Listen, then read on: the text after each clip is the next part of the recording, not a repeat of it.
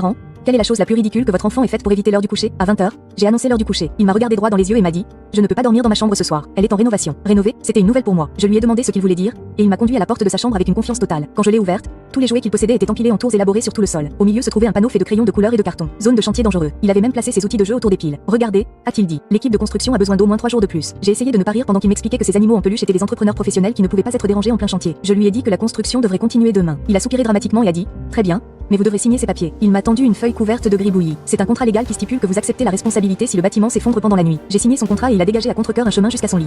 Le lendemain matin, je l'ai trouvé endormi par terre, entouré de jouets. Quand je lui ai demandé pourquoi il n'était pas au lit, il m'a montré un autre écriteau au crayon sur son oreiller. Fermé pour réparation. Le plus impressionnant, c'est qu'il avait réglé son réveil à 5h30 pour se lever et faire l'écriteau avant que je ne me réveille. Je ne pouvais même pas être en colère. Son engagement était trop impressionnant. Maintenant, chaque fois qu'il ne veut pas faire quelque chose, il déclare simplement que cette zone est en rénovation. Ces légumes. Désolé, cette partie de mon assiette est en rénovation. L'heure du bain. La baignoire est en travaux.